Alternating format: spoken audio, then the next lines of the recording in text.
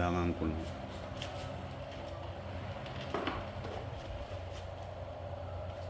Okay guys,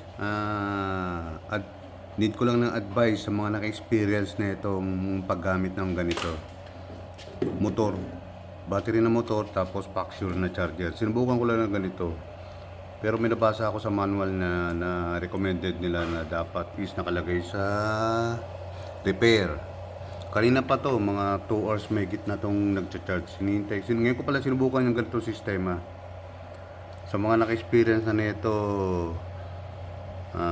advice nyo lang ako or mag-suggest lang kayo.